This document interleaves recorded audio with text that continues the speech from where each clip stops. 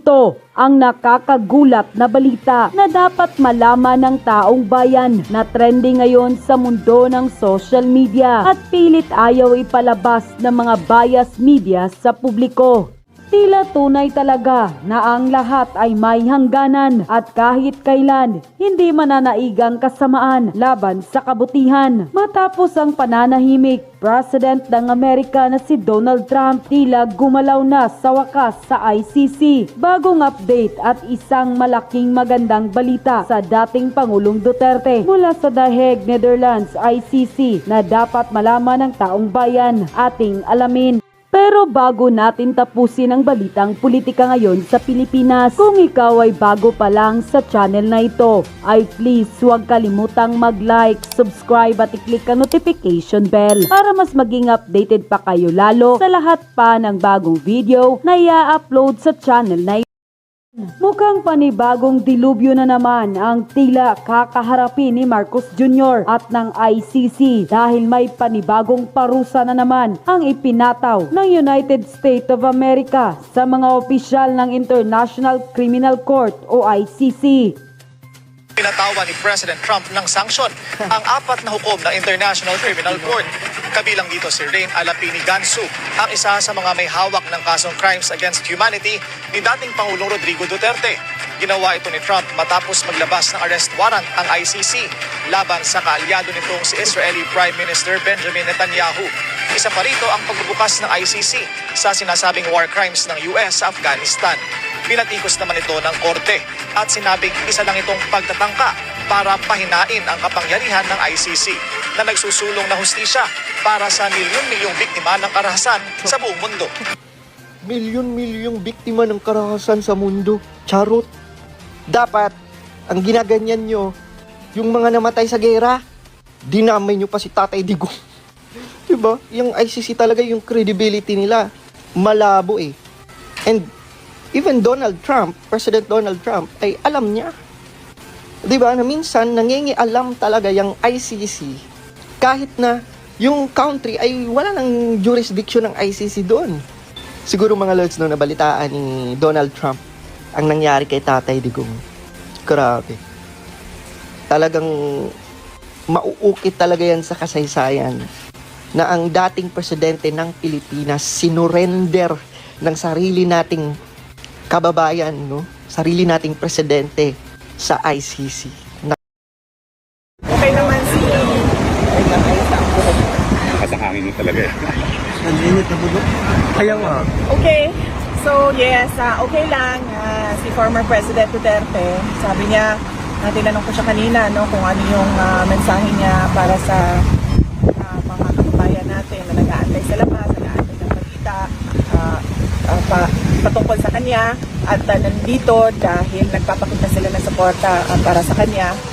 Sabi niya, okay lang ako, huwag kayong mag-alala. Yun ang kanyang message.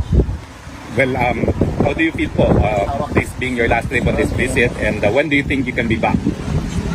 Well, may schedule na ako. Hindi ko pa lang siya ma-announce. May pinag-usapan na kami ng schedule sa mga susunod na mga weeks. Hindi ko pa lang siya ma-announce dahil wala pa akong ticket. No? So, nothing definitive until meron ng green ticket. So, pero meron ng draft schedule para sa pagbisita. Wala ba ho siyang bili naman sa inyo? Sa akin, wala naman siyang yun na yung bili niya is yung kanyang yung wag na daw siya bisitahin, wag na daw siya balikan dahil nakakaabala daw. At sagot ko naman sa kanya, sabi ko, hindi pwede yon dahil ang daming nag-aantay doon sa labas na gustong bumisita sa'yo. Hindi sila makapasok, kaya kami yung pumapasok para mapaabot namin sa iyo kung ano yung sinasabi nila at mapaabot mo naman sa amin kung ano yung gusto mong sabihin para sa kanila. So yun Sa politika po, wala kayong napag-usapan? Wala kaming napag-usapan sa politics eh. Napag-usapan namin yung hopelessness. Sabi ko yung hopelessness and frustration ba sa government. Yun ang napag-usapan namin doon. Pero sa politika, wala namin napag-usapan kanina na politika. Okay, questions? Ma'am, salamat po sa update kay dating Pangulong Rodrigo Duterte. At pabor po ba kayo sa pangutala ni Senator Robin Padilla na ibaba ang minimum age of criminal liability? Mga batang edad 10 to 17 na masasangkot sa karumal-dumal ng krimen tulad ng murder, rape at drug-related cases. Hindi na muna ako mag-comment dahil hindi pa naman siya pinag-uusapan doon sa loob ng Senado. Kapag meron na silang mga committee hearings, we will make sure na the voice of the Office of the Vice President will participate in the committee hearings of the proposed bill of Senator Robin Padilla. Thank you, ma'am. Ma'am, sangayon po ba kayo sa paraan ng anunsyo ni DILG Secretary John Vic Remulla na suspension of work and classes na may halong biro? Marami po kasi mga netizens ang nagsasabing dapat seryoso at may malasakit ang ganitong mensahe, lalo na't kaligtasan po ng publiko ang nakataya. Yes. Ano ang biro? Sinasabi niya mga abangers, ganito, in the manner that it was actually put out for the public to actually read, ma'am. Sinasabi niya mga abangers, ito pong update, mga abangers, ganito, ganyan.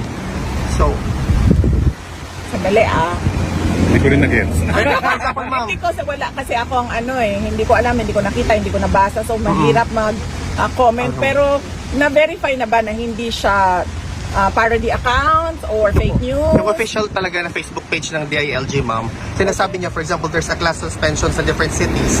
Ang in the manner na sinusulat niya, mga abangers, class suspension po. Official DILG. account. Sa And Facebook page. na-verify na ninyo. May blue check kasi, ma'am. Sige, so official DILG account, na-verify ninyo, and nagbibiro. Yes, the manner na pag Hindi naman na-hack. Well, we don't know that, ma'am. Kasi consistent yung ma'am, Sabi ng pagsulat. mga netizens na dapat daw seryoso ang sa ganitong mga mensahe, lalo na't kaligtasan ng publiko ang nakataya. Well, una-una, gusto ko lang malaman kung official DILG account. At pangalawa, hindi siya na-hack. Okay, and hindi din siya fake news. Confirmed yan lahat, ha? Tulad lang din yan noong sa Office of the Vice President. Merong Vice President at merong Office of the Vice President. Iba yung institusyon, iba yung tao. Yes. Okay? Kaya kami merong spokesperson for the Office of the Vice President kasi yung institusyon, meron silang mga ginagawa na trabaho, may projects, may serbisyo, at merong bosses yung Office of the Vice President. So, kapag nandun ka, makikita mo, very professional yan sila. Pero pagdating naman sa Vice President, ako, yung tao, iba din yung boses ko. So, kung galing yan sa DILG official account, na sinasabi ninyo, confirmed naman na DILG official account, they have to be professional. Correct. Hindi ko sinasabing hindi pwede maging professional ang pero the person can express, has the freedom of expression. An institution does not have the freedom of expression. Kasi ma'am, yung mga kababayan natin, they are a little bit surprised yung manner ng ng approach sa pag-disseminate ng information kasi parang ginagawang joke or in a joking way. So, thank you for your comment, VP. Thank you, ma'am. Last na lang po. Ma'am, ano po ang... Question lang po, kasi kahapon, nababalik na ibalita ko po sa inyo yung pag-deny ng Pastor RTC sa motion post bill ni Pastor Apollo Coelho na ibalita niyo po ba kay PRG? Sorry. Hindi namin napag-usapan yung balita na yan na hindi ko napaabot na sa kanya yan ngayon. Thank you, ma'am. Ma'am, ano po yung ang reaksyon ninyo sa inilabas na safety alert ng Ministry of Education ng China kaugnay sa pag-aaral ng kanilang mga estudyante sa Pilipinas kung saan pinanggit na may tumataas na bagta sa seguridad at insidente ng harassment sa mga Chinese nationals? Well, dapat lang na mag-issue sila dahil may obligasyon yung state to protect its citizen wherever they may be found, sa labas man ng China o sa loob ng China.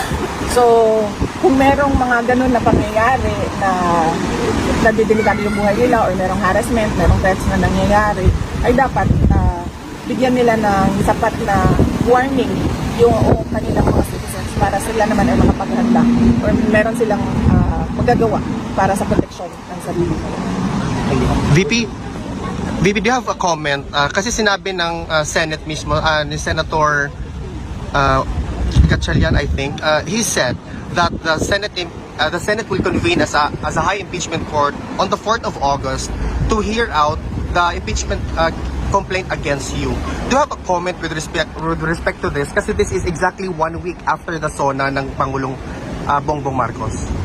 Hindi na muna ako mag-comment about sa impeachment kasi merong spokesperson for the impeachment topics. Ito yun si Atty. Michael Poa. So, if you can find time to reach out to him to ask him questions about the impeachment, then he would gladly answer questions about the impeachment. Thank you, VP.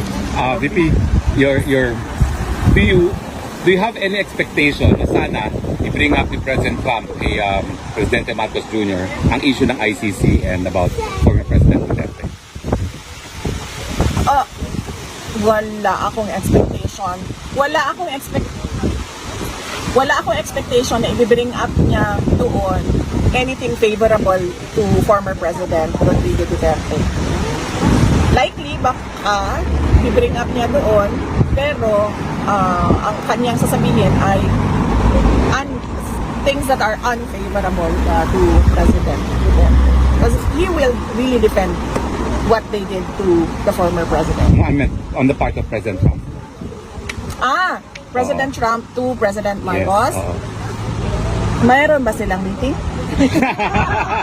Wala pa po sa special. Wala pa po according to the official schedule. Wala pa po according to the official schedule for the day.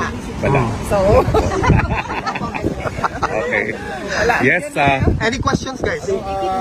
Madam, congratulations po sa disaster response ng napakaganda, positive po yung mga comments ng netizen patungkol po sa inyong disaster response. Paano nyo po ba uutusan yung Office of the Vice President pagdating dito samantalang matagal na po kayo nandito? paano nauutusan yung mga tao doon? Paano nyo po sila nabigyan ng commands? Okay. Well, unang-una kasi, ang Disaster Operations Center, nung tayo ay pumasok sa Office of the Vice President, in-institutionalize na natin siya. Kasi nakita namin, isa ito sa mga pinakamaraming requests na dinadala ng mga taong bayan na sa Office of the Vice President. Yung tulong kapag merong kalamidad. Yan ang isa sa top 3 na hinihingi. Ang una is medical and burial assistance. Ang pangalawa is disaster relief. Yan yung pangalawa na hinihingi ng taong bayan. So ang ginawa namin, in-institutionalize namin. Ibig sabihin, gumawa kami ng isang center at isang team ng mga tao na yun lang yung gagawin nila. Itong mga tao na ito ay araw-araw nagmo-monitor kung saan merong emergency, saan merong disaster sa buong Pilipinas. Pagkatapos itong mga tao na ito, pag nakita nila sa mga reports na merong kailangan bigyan ng tulong or merong nag-request ng relief kahit saan man, binabaton nila sa satellite offices natin. Naka-preposition lahat doon ang tulong sa satellite offices, and then yung satellite offices, meron silang assigned din ng mga tao for disaster response. Tapos sila na yung pupunta kung saan man kailangan pupunta yung tulong at opisina. So meron silang standard operating procedures na ginawa namin para susundan nila yon. Kapag wala doon sa nakalista na mga kailangan nilang gawin, kapag wala doon na sila nagtatanong. Sa USEC namin, or tapos yung USEC namin nagtatanong din sa akin kung ano ba ang gagawin. Tulad ng example, noong isang araw or kahapon ba yon, kung saan lumabas yung mga bus na tumulong sa mga stranded sa mga ruta nila. Yun kasi ang allowed lang sa buses namin is may oras lang na allowed na lumabas sila. And ito yung peak hours kasi augmentation laang yung tulong na binibigay natin, no? Nag-augment tayo sa peak hours ng mga taong nagbabiyahe.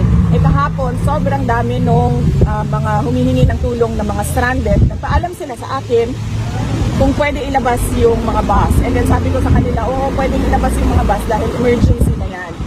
At hindi na natin kailangan magpaalam pa na lalabas yung bus natin, labas doon sa peak hours na allowed mag-fly yung buses. So, ganun yung in-institutionalize namin, tapos merong standard operation procedures. Kung wala doon, nagtatanong sila at nagbibigay ng commander, sagot. Comment lang po ma'am sa mga comment ng netizens na mabuti pa daw po yung OVP, mas nararamdaman nila sa mga kanyang disasters, yung pong EDCA sites na sinasabi nilang yun ang isa sa mga purpose, di raw nila nararamdaman. Unang-unang, kailangan siguro natin tanongin, no, kung totoo ba talaga na yung mga EDCA sites ay gagamitin for disaster preparedness and disaster response, o sinabi lang yon para lang may masabi patungkol sa EDCA sites. Just to piggyback real quick, VP, kasi sinabi ni DND Secretary Gibo Chodoro that we should ask the US to use these EDCA sites para po ma-facilitate yung relief operations. What's your reaction to this particular statement? EDCA kasi, it means Enhanced Defense Cooperation Agreements. Nandun yan siya sa, dun tayo sa word na defense, no? Ano ba ang ibig sabihin ng defense to? Di ba mutual defense? Like depensa sa Pilipinas at depensa sa kung sino man yung ally natin, di ba? Kasi mutual, di ba?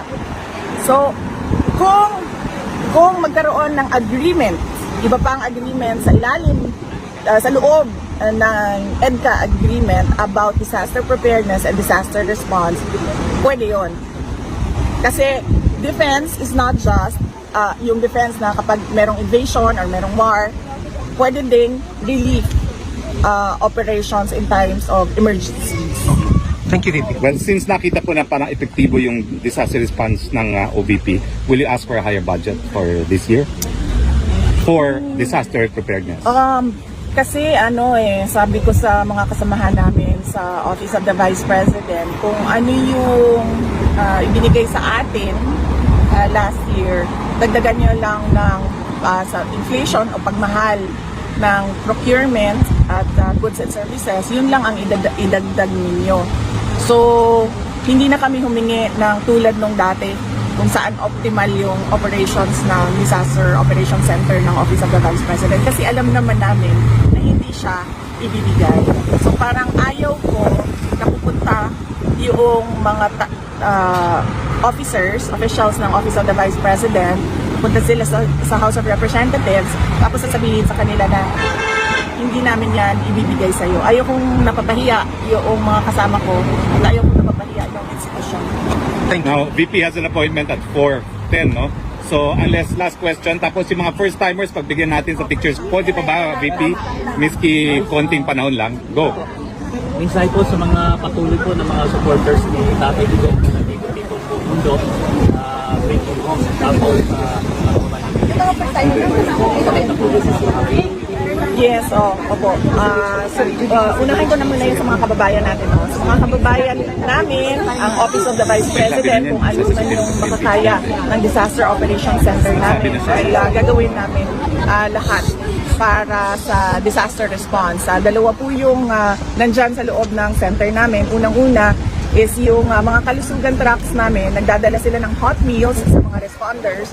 Pangalawa, meron kaming relief, no? Relief, food and non-food, yung relief na pwedeng maibigay ng Office of the Vice President. Kailangan natin laging handa tayo sa mga ganito dahil alam natin na taon-taon pabalik-balik yung bagyo. Hindi naman titigil ang pagdating ng bagyo sa ating bansa. At ang dala ng bagyo lagi ay unang-una pagbaha at mga landslides. So yung mga tao na alam nila na flood-prone area sila or danger zone area sila sa landslide, ay dapat maghanda sila pagdating ng bagyo or tag-ulan. At ano yung isa, sir? patuloy na pagtitipo ng mga supporters ni Tatay. Yes. Okay.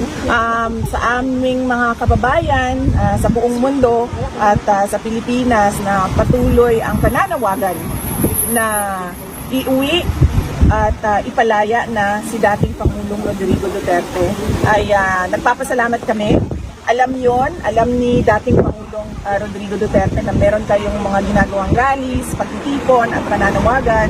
At nasabi nga niya sa atin kahapon na sana ay bigyan siya ng pagkakataon ng Diyos na personal ang kanyang pagpapasalamat sa inyong lahat sa inyong pagpapakita ng suporta at pagmamahal sa kanya. At naiintindihan niya na yung kagustuhan ninyo na siya ay mapalaya ay dahil gusto nyo yung nakita ninyong pagbabago sa bayan nung siya ay Pangulo ng ating bansa.